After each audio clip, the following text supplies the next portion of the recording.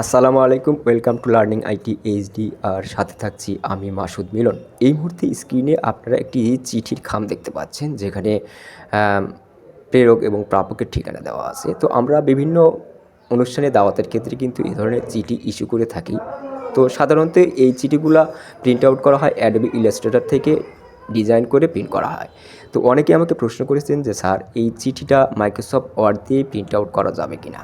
তো আজকে আমি সেটি দেখাবো কিভাবে আপনারা মাইক্রোসফট ওয়ার্ড দিয়েই আপনারা এই ধরনের একটি খাম তৈরি করে আপনারা কিভাবে প্রিন্ট আউট করবেন। তো চলুন তাহলে কম্পিউটার স্ক্রিন থেকে আমরা স্টেপ বাই স্টেপ এই বিষয়টি দেখে নিই। আচ্ছা, আমি এরকম সেম একটি ইনভলভ তৈরি করার চেষ্টা করব। তো আমি এর জন্য এখান থেকে ব্ল্যাঙ্ক একটি ডকুমেন্টস ক্রিয়েট করলাম।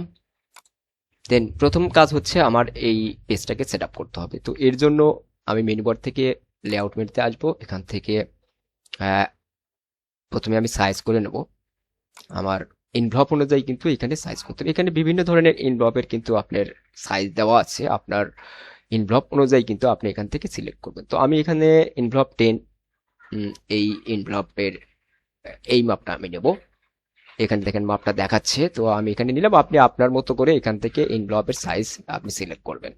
আচ্ছা, এটা লম্বালম্বি ভাবে হচ্ছে, এটাকে আড়াআড়ি করতে হবে। তো এর জন্য আমরা আসবো হচ্ছে লেআউট থেকে ওরিয়েন্টেশন, ওরিয়েন্টেশন থেকে এখান থেকে আমরা ল্যান্ডস্কেপ করলাম। তো এখন এখানে দুভাবে করা যায়। আপনি টেক্সট বক্স দিয়ে করতে পারবেন, আবার আপনি চাইলে কিন্তু টেবিলের মাধ্যমে করতে পারবেন, যেহেতু এই পাশে একটা অ্যাড্রেস থাকবে আর এই পাশে একটা অ্যাড্রেস থাকবে। তো আমি প্রথমে টেক্সট বক্স দিয়ে দেখাচ্ছি। তো টেক্সট বক্স দিয়ে করার জন্য আমরা ইনসার্টে আসবো। ইনসার্ট থেকে টেক্সট বক্স, এখান থেকে আমরা ড্র টেক্সট বক্স এখানে আসবো। দেন আমরা এখান থেকে ড্র্যাগ করার মাধ্যমে আমরা টেক্সট বক্সটি অঙ্কন করে নেব। দেন আমরা এখানে অ্যাড্রেসটি লিখবো। তো আমি অ্যাড্রেসটি কপি করে রেখেছি, জাস্ট আমি এখান থেকে কন্ট্রোল ভি দিয়ে পেস্ট করলাম। আপনি আপনার মতো করে এখানে লিখবেন। আচ্ছা, আমি এই একই সাইজের লেখা একই মাপে আমি এখানে দেবো। তো আমরা চাইলে এটাকে কিন্তু ডুপ্লিকেট করতে পারি, অথবা আমি নতুন টেক্সট বক্স নিয়েও কিন্তু আপনি এখানে লিখতে পারবেন। তো এটা ডুপ্লিকেট করে আমি দেখাই। এটা ডুপ্লিকেট করার জন্য আপনি জাস্ট টেক্সট বক্সটা সিলেক্ট করবেন, এরপরে কিবোর্ড থেকে কন্ট্রোল ডি প্রেস করলে এটা কিন্তু ডুপ্লিকেট হয়ে যাচ্ছে। জাস্ট আপনি সাইডে নিয়ে এসে রাখলেন। আপনি আপনার মতো করে কিন্তু ফন্ট সাইজ করে নেবেন ছোট বড়। তো আমি এই মাপে রাখলাম।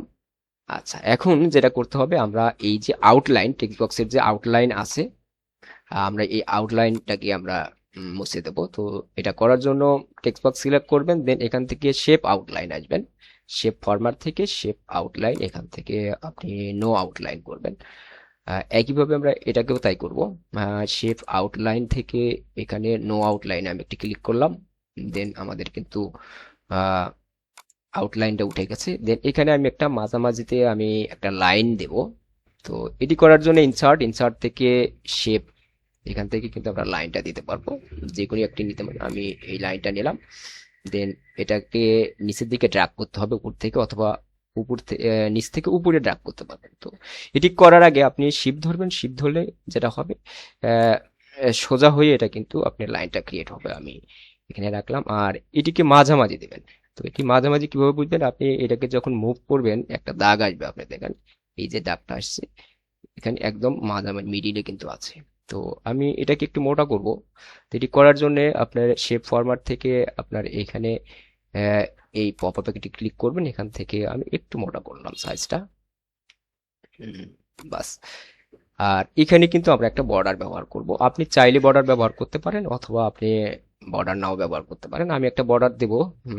বর্ডার দিলে আরো সুন্দর লাগবে। তো এর জন্য ডিজাইন, ডিজাইন থেকে পেজ বর্ডার, পেজ বর্ডার থেকে এখান থেকে আপনি যে কোনো একটি স্টাইলের বর্ডার সিলেক্ট করতে পারেন। আমি এখান থেকে জাস্ট এই স্টাইলটা সিলেক্ট করলাম। দেন আপনি চাইলে কিন্তু এটা কালার চেঞ্জ করতে পারেন, অথবা এটা আরো মোটা চিকন করতে পারেন। আমি এই মাপেই রাখলাম, ওকে করলাম। দেখুন বর্ডার হয়ে গেছে। তো অন্য আরেকভাবে করার জন্য আমি আরেকটি ব্ল্যাঙ্ক ডকুমেন্টস ক্রিয়েট করছি। একইভাবে আমরা এখান থেকে পেজ সেট আপটা করে নেব। আমি ইনভলভ 10 এটি নিয়ে দেখাচ্ছি। একইভাবে আমরা এখান থেকে ওরিয়েন্টেশনটা চেঞ্জ করব। দেন আপনি কিন্তু ইনসার্টে যাবেন, ইনসার্ট থেকে টেবিল দিয়ে করতে পারবেন। টেবিলে গেলেন, টেবিল থেকে আপনি এখান থেকে দুটি কলাম নেবেন। নেওয়ার পরে আপনি এইখানে আপনার লেখাগুলা এই কলামে লিখবেন। আপনার ফ্রম এবং এই কলামে লিখবেন টু। তো আমি ওই আগের লেখাটাকে এখানে পেস্ট করে দিচ্ছি। একইভাবে এখানেও পেস্ট করে দিচ্ছে। আপনি জাস্ট এখান থেকে কিন্তু ফর্মের জায়গায় টু লিখে আপনি অ্যাড্রেসটা চেঞ্জ করবেন। আপনি টেবিলটাও এভাবে মাঝামাঝি রেখে দিবেন। আর এগুলো ইচ্ছে মতো আপনারা কিন্তু চাইলে একটু ফাঁকা করে নিতে পারেন।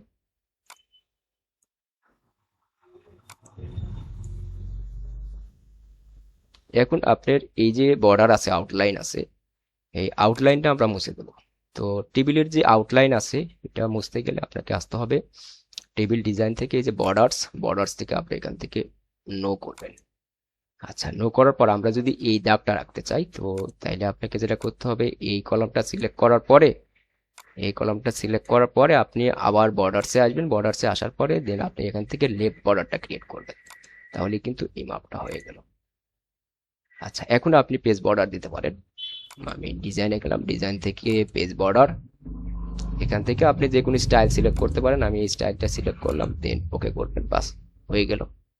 তো ধন্যবাদ। ভিডিওতে ভালো লাগলে অবশ্যই লাইক কমেন্ট শেয়ার করতে ভুলবেন না। আর পরবর্তী ভিডিও দেখার আমন্ত্রণ রইলে, সে পর্যন্ত সবাই ভালো থাকবেন।